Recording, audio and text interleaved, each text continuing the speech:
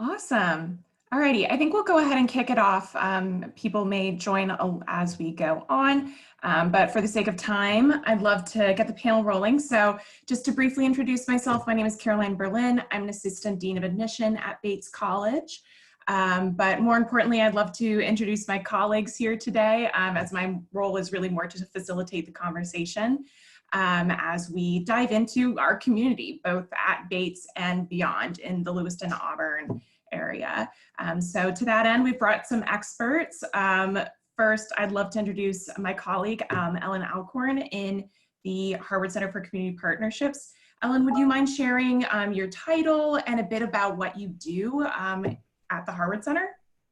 Sure. Thank you so much. Hi, everyone. I'm Ellen Alcorn. I'm the Associate Director for Community Engaged Learning at the Harward Center for Community Partnerships. It's kind of a mouthful. And I play some different roles at the Harward Center. One thing I do is I facilitate community engaged learning through courses, particularly courses that have a connection or would like to engage in some way with our K-12 partners and other youth serving organizations. So for instance, every student in an education department is required to spend 30 hours over the course of a semester in a school or a classroom. And I help to facilitate all of that. And then I also direct civic student leadership programs at Bates College, including the Bonner Leader Program, which is a 4-year civic engagement program. And my friend Muskan can say more about that because she's a Bonner. And then there's a community outreach fellows program, which students overseeing volunteer programs in the community, and then a couple of other things. So those are my main roles at the Harward Center. And as we get into this, I'd love to share more. Awesome. Thank you, Ellen. So without further ado, I'd also love to introduce our student panelists, Muskan and Abby. Thank you. If both of you would like to share your year, what you study, what you do at Bates, maybe your hometown as well. I guess I'll kick it to Muskan first, if you don't mind. Hi, everyone. I'm Muskan. I use she, her pronouns. I am a senior and I'm from up north in the Himalayas in India, from a town called Shimla.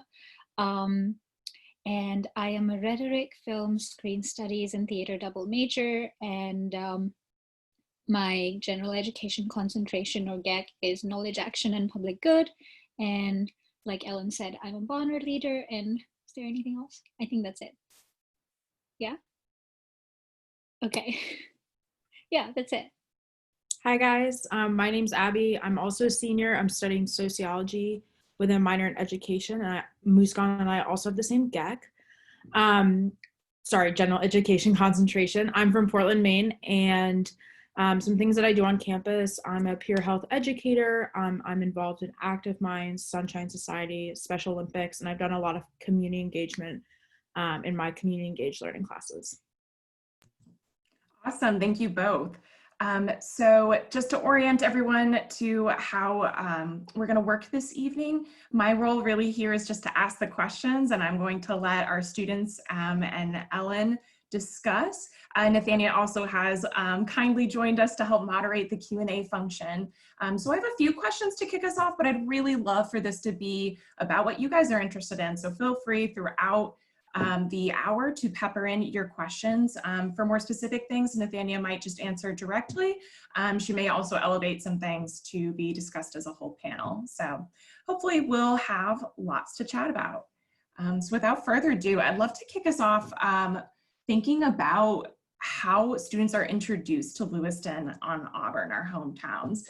I'd love to hear maybe from the students how you guys first were introduced to LA and how your relationship evolved. I know that's actually quite a long ask, but I think it might be a good introduction to LA from a student's point of view. And sorry, I didn't indicate who should go first. Muskan, thank you. Yeah, I can go. So like I already said, I'm an international student. When I came to Bates, my first day at Bates was also my first day in the US. So I had absolutely no idea what I was getting myself into, and I did not know what LA was going to be like. I mean, I was only familiar with one LA, and Lewiston Auburn was obviously not like the other LA. So I was first introduced to Lewiston Auburn with the tours that we do during orientation that actually Harvard Center does put on, and I ended up actually leading some of those tours my junior year and sophomore year, which was amazing, kind of like giving back, felt like a full circle. Yeah. And that's how I was first introduced to LA. And I think one of my favorite things during that was this moment that I still remember is when they were talking about the shops. They talked about how there were all these shops that sold the same things. And they said, to a lot of you, it might feel weird because, they're all the same shops selling the same thing. But in a lot of cultures, shopping is community building. So we have, for those of you who don't know, we have tons of refugee and immigrant families in Lewiston Auburn. So tons of people from Western and Eastern Africa, and that's how they do community building. And everybody else was like, ooh, and I was like, whoa, so there's a name for this thing? Because we have the exact same thing back home. And I always went to one shop to buy one thing and the other one to buy the other thing, even though they all sold the same things. So that was my first introduction to LA, and it's just gone up from there with like me working in the community. Now it's 6 hours. Is it 6? Yeah, 6 hours a week. Yeah. Yeah. So my experience is a little bit different, but like I said, I'm from Portland, so that's just 45 minutes from Lewiston. And I was familiar with Bates sort of throughout all of high school, as well as I'd say all of my educational experience. I had a sister who graduated in 2017, and then I also had 2 siblings that went to Colby. So the kind of area was very familiar with me. But like Muskan, I found that the tour that the Harward Center led my first year during orientation week was super helpful, and I vividly remember everything from that tour. Being and doing that tour, I wanted to learn more about how I could get involved. And one of the ways in which I did that is through, again, like I mentioned, the education classes I took. Ellen kind of mentioned this, but for my education class, each one you take, you have to do a minimum of 30 hours of community service. And one of the biggest things when I've given past tours is that I really, really like to recommend that every single person at Bates College takes a community engaged learning class, because it really opens your eyes to everything that the community has here, and how it's growing in many different ways. Awesome, thank you both. Ellen, I'd love to also get your perspective from the professional staff side. So how do you typically see Harward Center support students getting involved in Lewiston Auburn? And in particular, I know your area of expertise is with education courses. So if you want to, I don't know, maybe pick out some of your favorite classes or experiences from that'd also be lovely to hear about. Sure. So, Bates is really well known for the community engaged work that we do. It's one of the things that makes us stand out on the national liberal arts scene. And I really think the reason for that, it's not that we at the Harward Center are so great, it's that where we are located gives students incredible access to really amazing partners and big issues that students can kind of dig into as undergraduates and make change and see the effects of the change that they're making. And I've lived and worked in different places and always been engaged in whatever community I was a part of. And there's something really unique about Lewiston, which is a community that has a lot of assets, and you've heard some of them, and real needs. But it's a small place. And so it's a place where, again, you can get to know people pretty easily, and you can have access to real power, which is pretty amazing for undergraduates. So we have a lot of different ways to get students engaged across a number of different issue areas. Schools and working with youth is a big one. Our schools see Bates students not only as nice to have in classrooms, but really as mission critical And so we have opportunities for Bates students to get engaged from pre-K all the way through high school. Tutoring, running enrichment programs. We've got a lot of youth serving organizations kind of in that after school space. A lot of our students getting involved in Boys and Girls Club and, you know, different homework help programs and at the Lewiston Public Library. But then we have a whole host of other issue areas where students are very engaged, working with organizations that are helping people who have been previously incarcerated become sort of reintegrated into the community, getting involved in issues related to the Androscoggin River, which runs right through the middle of Lewiston and makes Lewiston, it's sort of the heart of Lewiston is the Androscoggin River. So we have students getting involved in all kinds of environmental issues related to that. We've got students who get, you know, Maine is a very rural place, and Androscoggin County, because of the river, is has a very rich agricultural tradition. So we have students getting engaged in farming.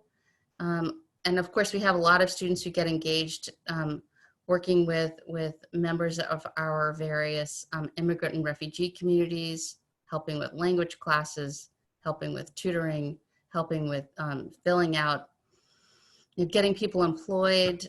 So we get students kind of out into the community in a number of different ways. Muskan and Abby have both mentioned the tours that we do, which is a sort of welcome to your new home.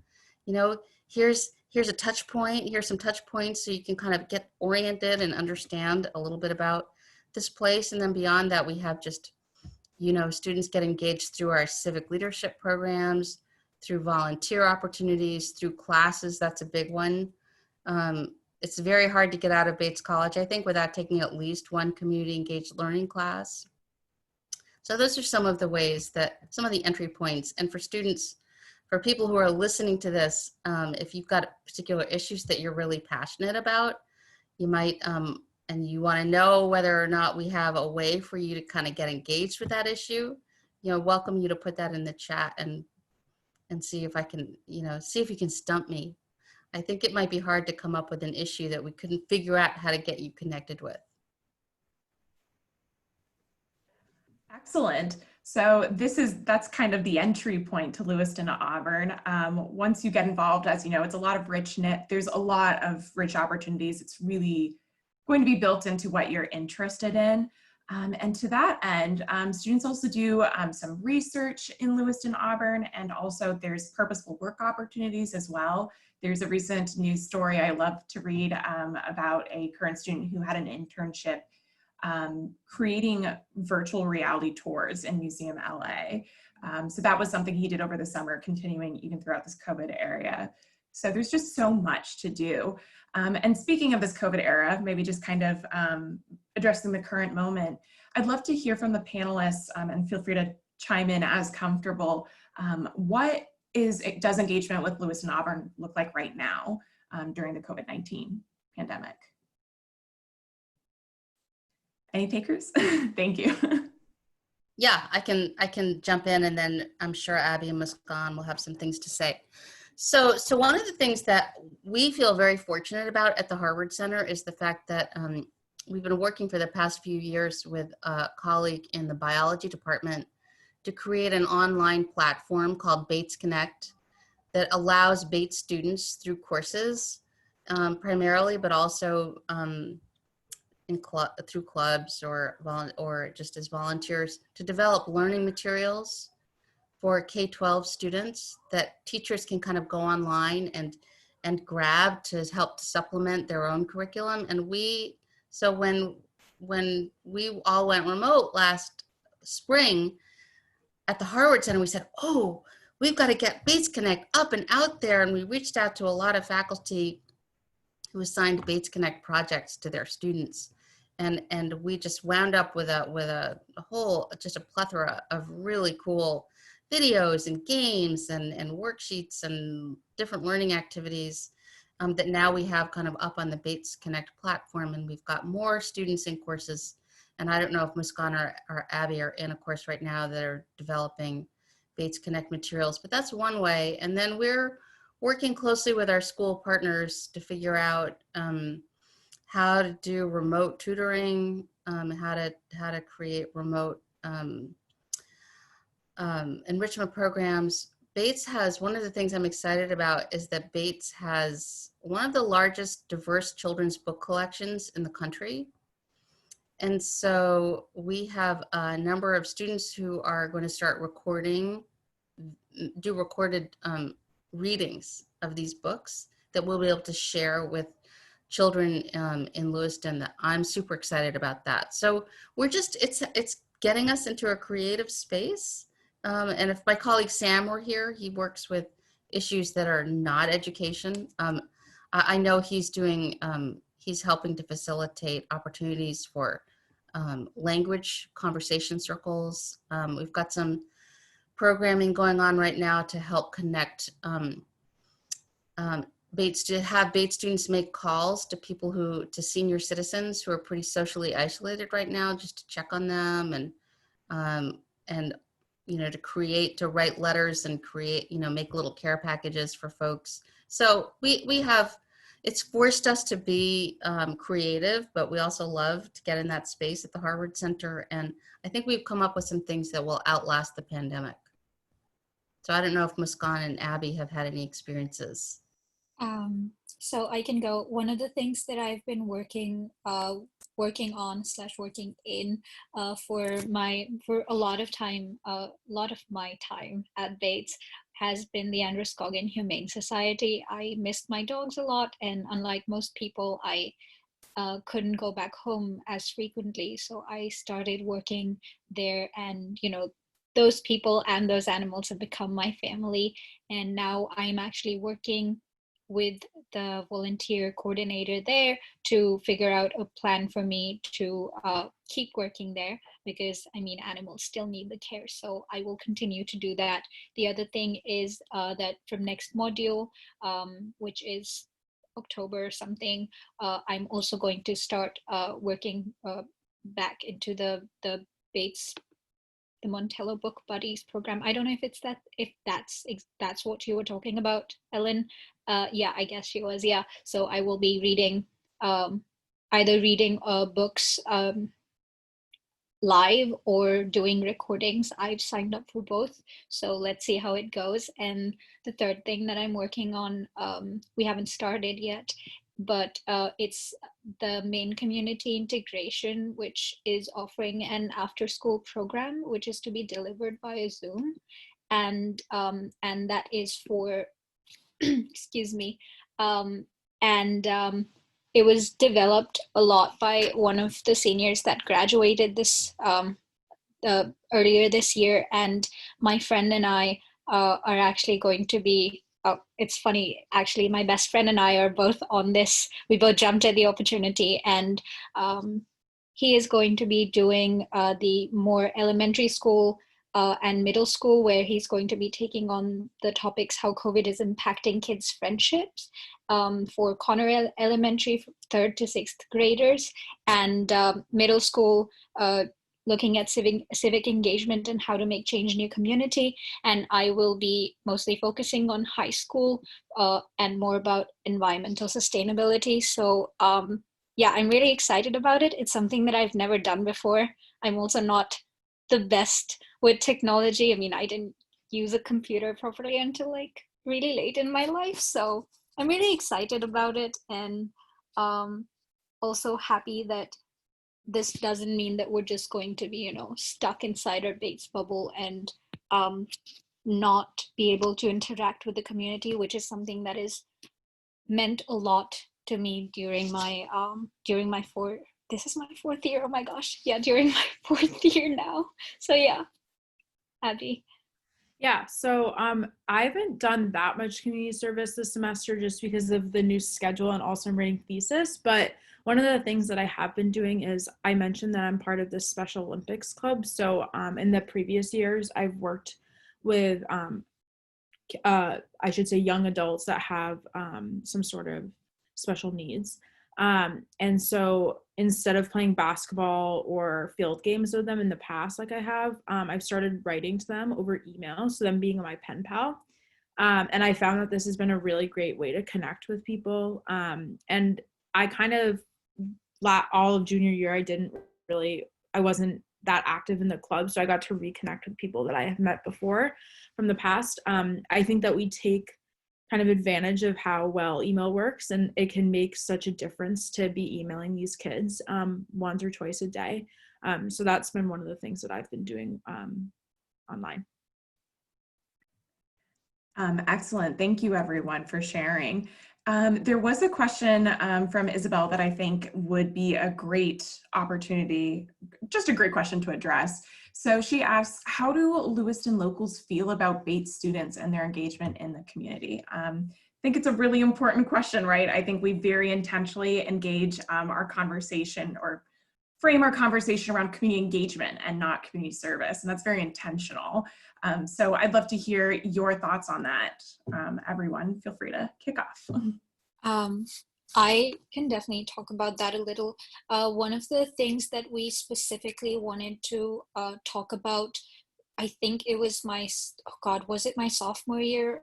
I think it was my sophomore year, so a year or so ago, when we started our year as Bonners. One of the things we really wanted to focus on was, are we actually doing any good? Are we forcing ourselves upon people? Because I think one of the things that I always loved about Bates, even before I got here, was the fact that we call it community engagement, like Caroline said, instead of community service, because service inherently puts one side higher than the other, and I don't think that's correct. But I think obviously I'll let Ellen and Abby maybe answer more about this, but if I were to talk about my personal experience, I definitely think that I have learned so much more from the community than I've given at all. There's no doubt about that. And I think that one of the most important things that at least the programs that I am involved in directly, one of the most important things we focus on is whether there is a need for the thing that we're doing in the community or not, which is why a lot of times we try to partner with organizations that are Lewiston Auburn based, so they know what's needed, they know what's going on, and we're more like a support system that can help with whatever resources what we've got and whatever time we've got. So I think that's how I've seen it happen, but I'm sure Abby and Ellen have more information on that. Yeah, so like Muskan said, I think of community service as something in high school that I had a minimum hours to do, and I had to do it. Whereas I see community engagement being something I'm really excited about and wanting to do it. So none of the volunteer opportunities or none of the community engagement opportunities on campus have been something that I've been forced to do, because you are in college and you are able to sign up for things that you want to or you don't want to.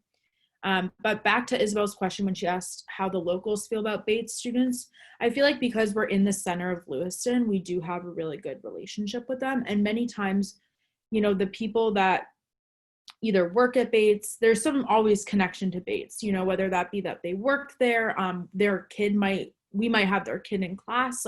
There's a bunch of different opportunities that tie back to Bates. But again, because we are in the middle of Lewiston, I think that we do have a really great relationship, and Bates students really try to keep that relationship. Yeah, I would agree with what our students have said. Absolutely. I think at the Harward Center, we try really carefully to spend a lot of time getting out into the community, having cups of coffee, listening, trying to understand what it is people want and need. And then coming back to Bates and sort of making these connections. That's actually kind of one of my favorite parts of my job. And so I think, and we do that a lot with the nonprofit community and with the local schools and governmental organizations. And so I think folks, especially in those places, really understand the value. We so value our partnerships with them, and I think it's mutual. I know it's mutual.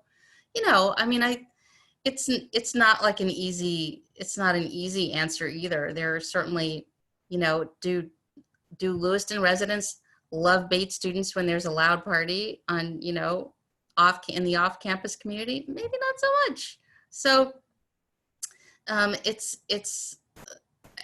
think, I would say a lot of people in Lewiston, and especially the partners who we work with who know our students, really value Bates students. And then there are other people who are probably across the spectrum.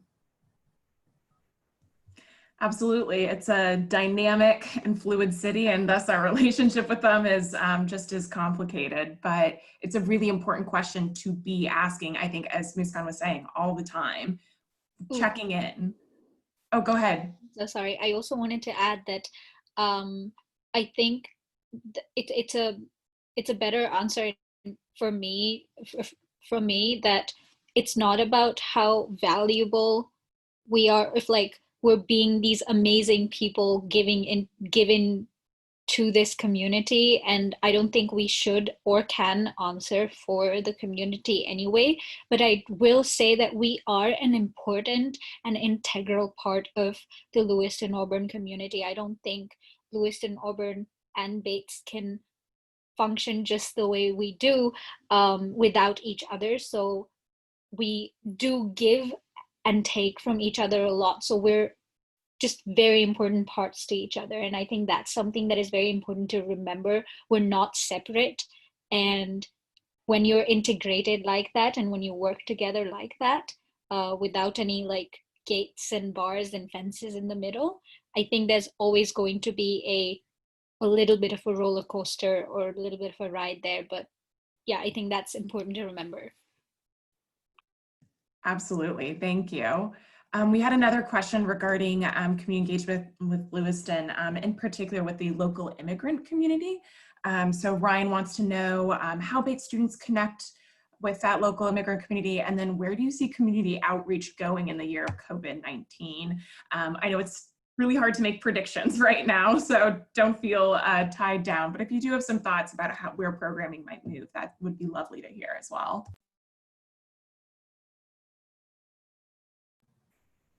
Yeah, so first of all, I would say that we work with, in our immigrant refugee community, it's not a monolithic community. There are lots of different, there are a lot of different organizations and lots of different people who we work with in different ways and different capacities. As Muskan mentioned, she's working with the Maine community integration, and that's a group of mostly Somali folks. And so there we do a lot of different things with them, including right now, over the last couple of years, we've been working hard to try to get a refugee-led after-school program together for youth, which is what Muskan is engaged in doing. We work to provide, as I said before, language groups where our students are coming in and working with adults to help them with their English skills, and oftentimes in exchange learning some of the many languages that exist in Lewiston. We have a number of folks from refugee communities who are farmers and who are starting to buy farms in the local area. There's a food truck, a Somali food truck that's amazing. The Bates students were engaged in helping to get off the ground, and Bates students are engaged in going to these farms and learning about farming and helping out. So we have just a lot of different ways that students are getting engaged in the various communities in Lewiston. In terms of this time of COVID, I mean, it's a very fluid and dynamic time, as I mentioned before. We have, so a couple of the ways that we're engaging right now, as Muskan mentioned, helping organizations kind of on the back end get some pieces in place so that they can run their programs. The language groups are continuing, but over Zoom. It's, you know, I think there will probably be some, come harvest time, which is coming up here, we probably will do some of that work, although we're trying to be careful because we both want to protect the community, you know, folks in the community from us and protect the campus. So we're just trying to, you know, be mindful about that. And then, yeah, I mean, that's not an easy, I don't think we have easy answers, but we're feeling our way through it and we're coming up with some creative solutions. Abby, do you have anything to add? I don't. I think that working on the fly is something that's definitely being implemented, especially when it comes to any sort of community outreach. But I think that things online and things, yeah, like any community-based learning online is still learning and you're still making that impact. So yes, it's not the same as it may have been in high school or earlier in my college time, but I do think that it still has that impact there. But I'm kind of what you're thinking. I'm not so sure how it's going to look in the future, but I'm excited, and I think that it's still going to be really worthwhile our time. One thing I want to mention that I think is really cool, back to that Bates Connect platform, is we have an education professor who's working with some students and some high school teachers to develop some curriculum about Somali language, culture, history, and local high school teachers will be teaching some of that curriculum, and some of the pieces from that curriculum will be uploaded onto Bates Connect. And so the teachers in other years, in other grade levels, and other schools can also access those materials. So that's just an example of how, you know, how we're being creative, but in ways that I think will maybe outlast the pandemic. So just a very quick, just the two parts of the question. One is the more immigrant, working with the immigrant population, immigrant and refugee population here. Before COVID-19, what I'm gonna say right now is like, let's forget about COVID-19 for like 1 second. But some of the things that people are involved in, and I'll just give quick examples, are there are students who work in the courthouses and whatnot to, and with lawyers and stuff to help out asylum seekers and refugees and immigrants to file their applications and, you know, all the other legal stuff that they have to go through. I don't know much about it, but I know people who have been working on that. Like Ellen said, that there's a lot of education intensive work that is done. And I think just as much as there's like just normal education with our high schools and middle schools and whatnot, there's also things like Tree Street Youth, which is an after school program. There's and there isn't this divide of like, oh, are we working with the immigrant community or are we working with non-immigrant community? Because it's all kids, so they're all coming into this after school program at the end of the day. But there are certain things like the after school homework help program at the Lewiston Public Library, where you know, when I did that, I met some amazing kids who had some brilliant ideas, and they were having trouble maybe expressing them in English. And personally, English is my third language, and some days I'll just stop speaking and then be like, oh no, I can't remember words. So I truly understood their pain, and I was like, don't worry, I got you. And that's something that has been happening. So I think there's that, see what I said about English? So yeah, there's those two things. There's the whole idea of like specifically working on those things. So, oh, I forgot about the French department working with refugees who do speak French. So learning English and with students who speak French, like vice versa, and also helping translate documents and whatnot for them. Again, a lot of legal work and stuff.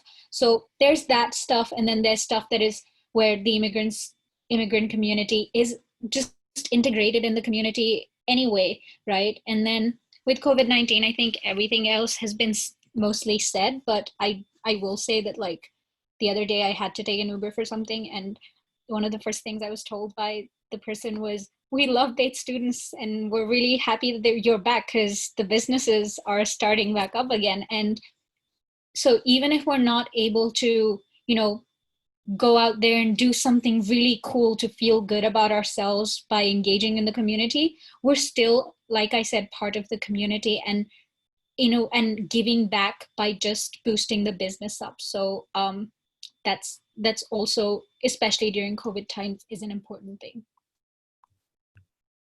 Thank you all. I think we covered a lot of ground there.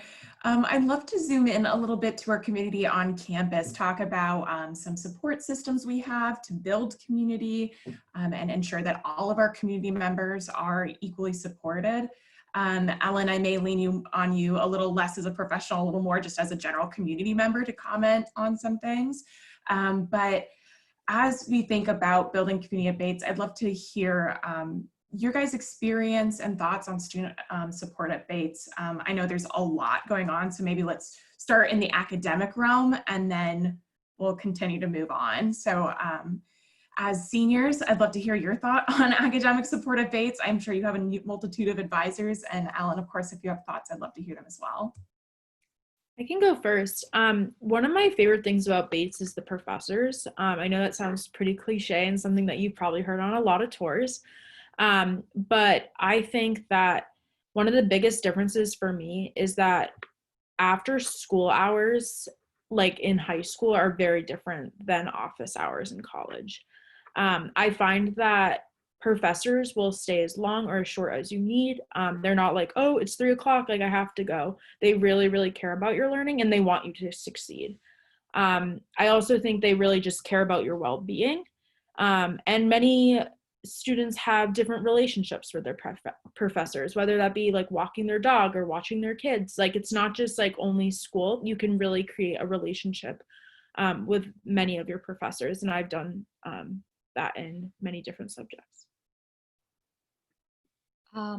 Yeah, so I think there's a whole bunch of ways to answer this question, because there's so many different support systems. So I will divide it in like the top 3. So there's faculty, there's staff, and then there's students.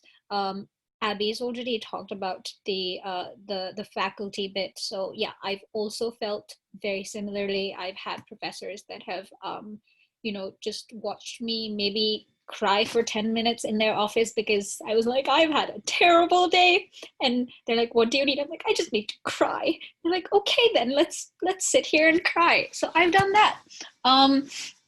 But I'm gonna go on to the staff.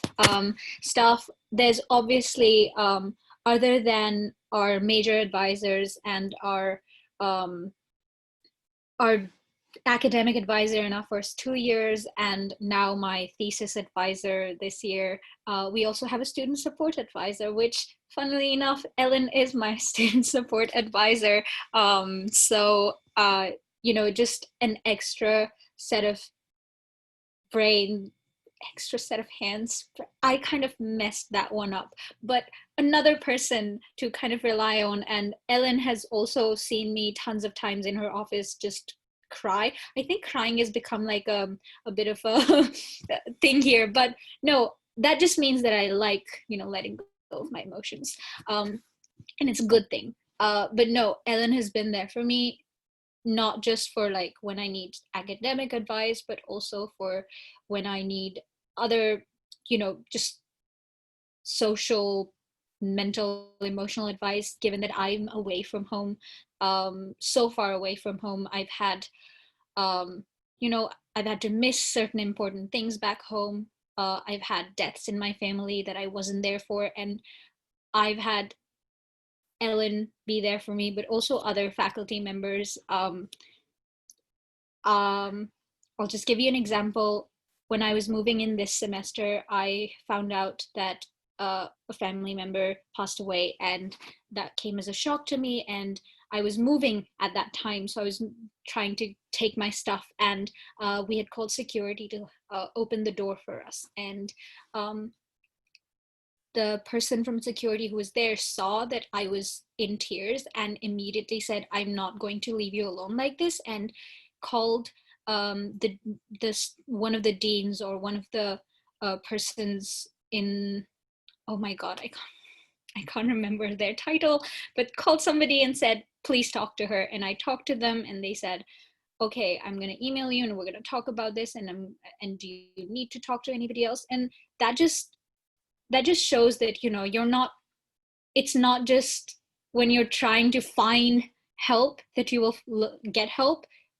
The people who care about you and people you don't know at all, they will like be there for you. Doesn't matter if you know them or not. So there's faculty, the dining staff, people in the admissions office, honestly, the multi-faith chaplaincy. I feel like the campus life office. You see them and they're always ready to, invite you into their offices, especially, obviously not right now, but, and talk to you. So there's that support. And then there's student support which comes in different forms. Like there's, sort of peer mentors or whatnot, in the OIE. There's people with Outfront, which is our LGBTQIA group. There's the International Club. There is the ARC, which is Academic Resource Commons. So that has all these tutors for academic support. And yeah, so basically there's support in every realm of college life. I can't think of one that I didn't find support in. Yeah. So there's been a lot of stuff that's been covered, but one thing I'll say is that right now I'm teaching a first-year seminar.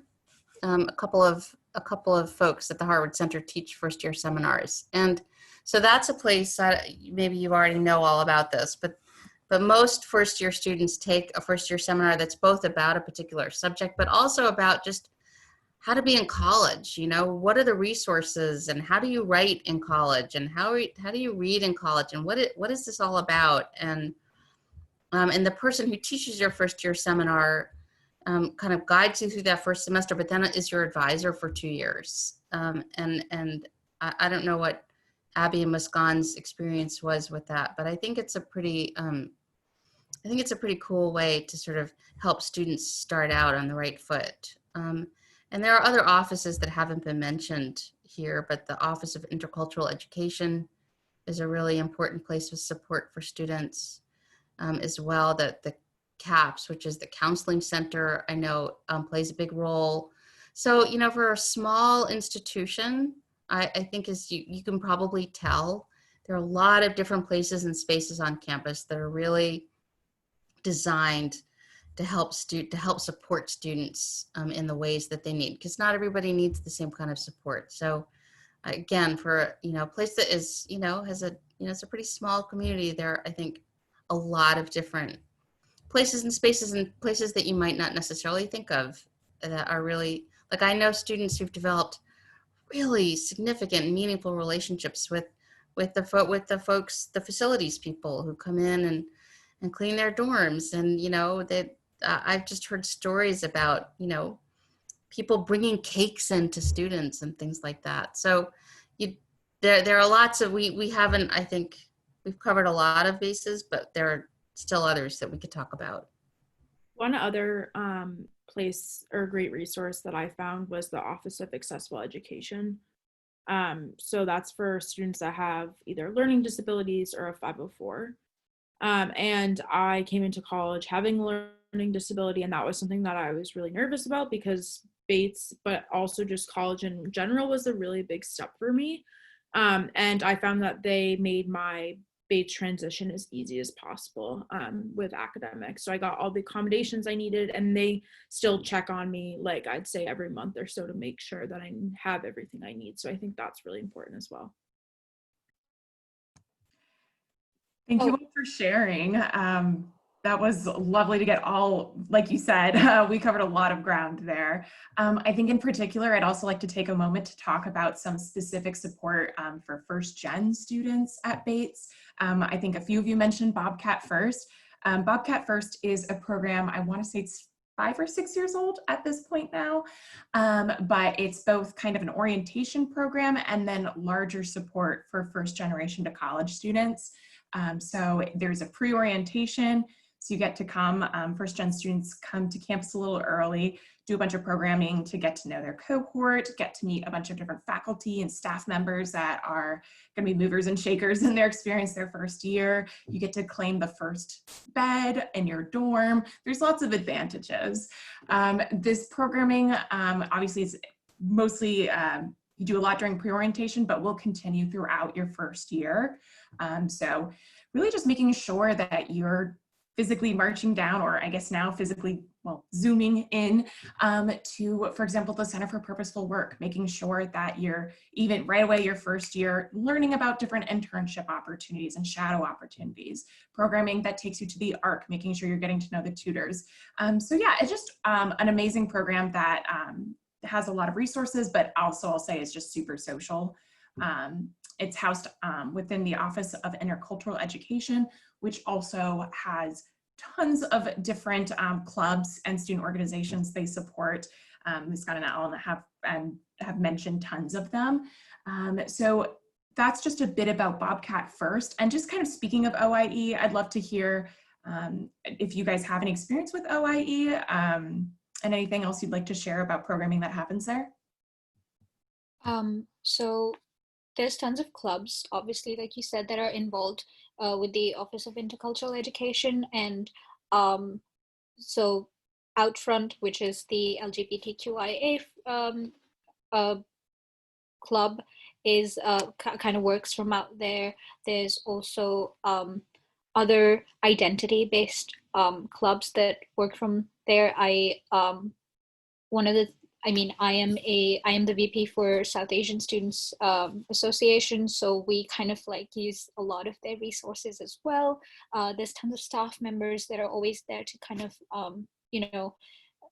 to support you. And there are seminars and talks and just general like meetups and maybe some food get-togethers that usually happen.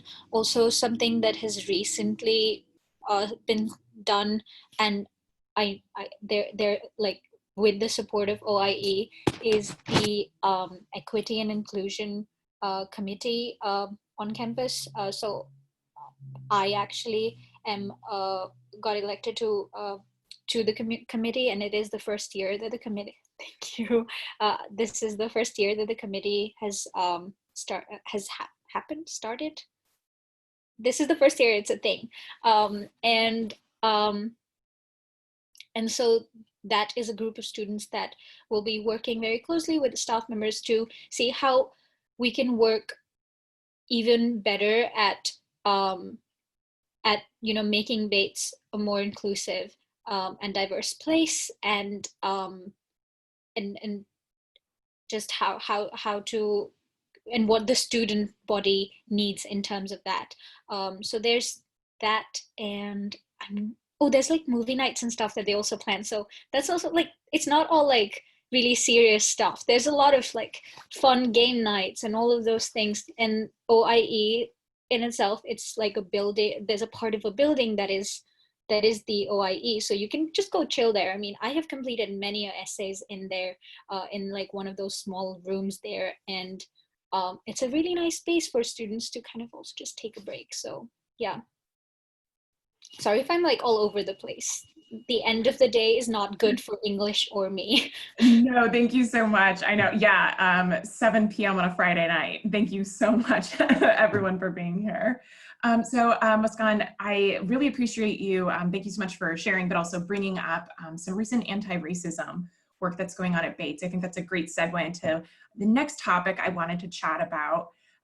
So for folks who are pretty closely paying attention to the news, or potentially this is very much personally affecting you, we want to recognize that in this moment.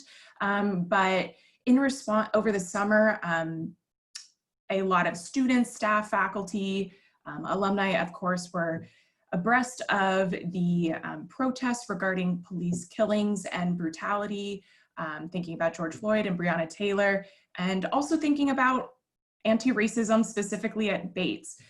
So there's a lot of work that's been happening since the summer and the fall. Also a lot of work that has been happening. So I don't want to erase all the other important moving pieces that have been going on and efforts of other students at Bates. But in particular now is a really, I think, big moment at Bates to talk about anti-racism efforts. So I just wanted to kind of introduce this topic to give you a little background, everyone, just for what Bates has kind of been up to thus far. After our president, Clayton Spencer, really reaffirmed how Bates' mission absolutely is rooted in anti-racism, and we need to see that reality reflected on our campus. She called for every department to do an analysis, do a lot of training, and part of that is training, part of that is much deeper, asking, for example, in admission, we're asking ourselves some really deep questions about like financial aid. Are there hidden costs we're not aware of? How rigorous is the process to apply for financial aid? How can we make it easier? Things like that. And of course, Muskan also was asked to be part of the student panel that will be part, or the student task force that will be part of this work, which I'm really thrilled to hear. So sorry, that was a lot of me talking, but I just want to kind of set the frame for a little bit of what's going on at Bates. I'd love to hear from our panelists. How has anti-racism efforts at Bates affected your experience over the past 4 years, and in particular in this moment? I mean, I can obviously not talk for my fellow Indigenous and Black people at Bates, because they have a very different experience to what I would have. But as a queer woman of color, I do think that coming to the US was one of the things that I was a little scared of. And I mean, not that India's doing any better right now, but you know, Bates, personally for me, I think Bates had always been a step higher in terms of like where things were outside of Bates. But at the same time, I think there were tons of things that were that, you know, we still need to do. For example, I think one of the things that Bates can do a lot better is Indigenous rights and recognition. So that's something that is very important. And I think so this summer, how things have been going, I wasn't here last semester. I was studying abroad in New Zealand, but I also was part of Black Lives Matter protests there. But I was also part of what was happening at Bates through online discussions and webinars and tons of Zoom meetings. Oh my God, tons and tons of Zoom meetings. Because they were most of them were like early morning for me, so I didn't attend a lot of them, but there were so many of them. And so for me, both my departments, rhetoric department and theater department, have figured, well, they haven't figured it out, of course not, but they have been working on our anti-racist statements and on seeing how we can make things better, especially in theater, where race does play a huge part.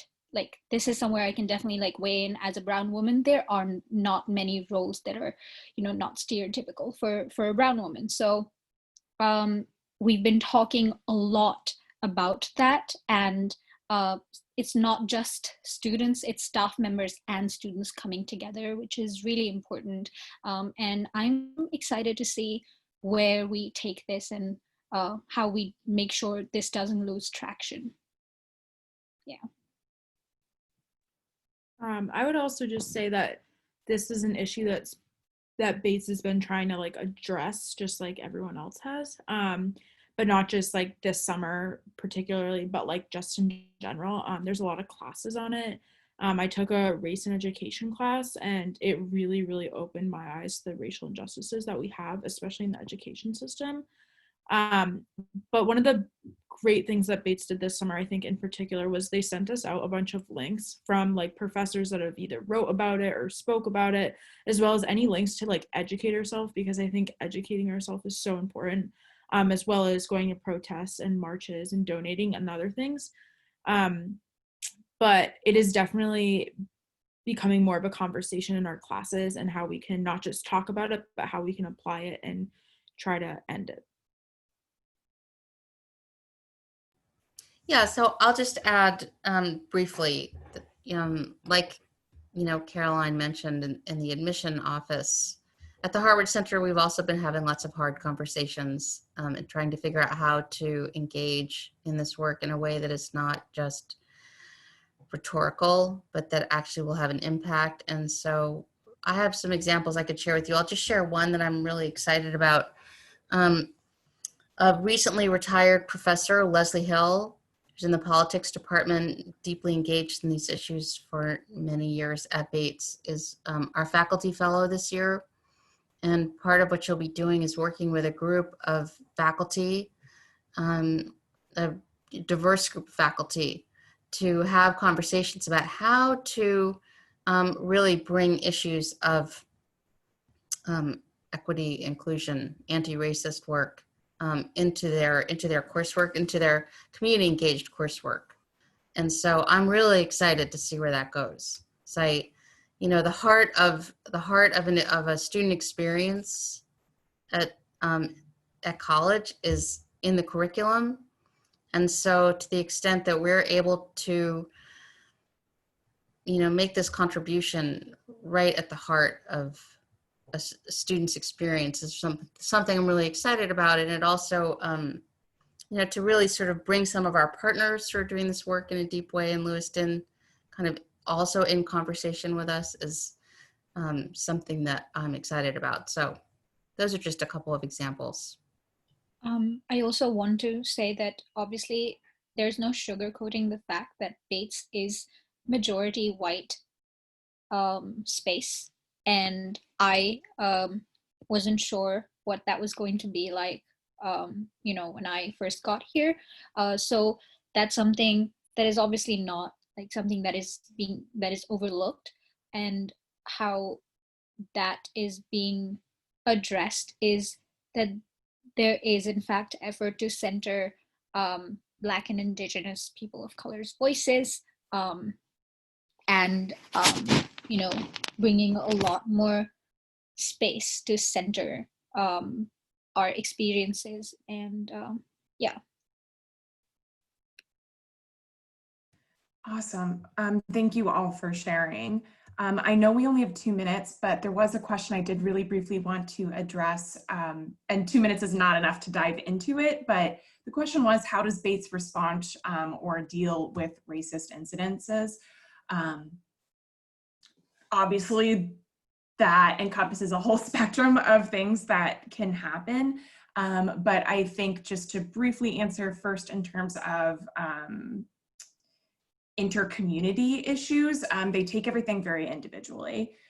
So there are systems of response in place to make sure that you are talking to a mediator or an omnibuds person, but someone who is going to help facilitate a conversation in a way that ideally is not putting potentially the student of color who experienced a recent incident on the defensive of like, why did you, so why are we here? Why are you complaining?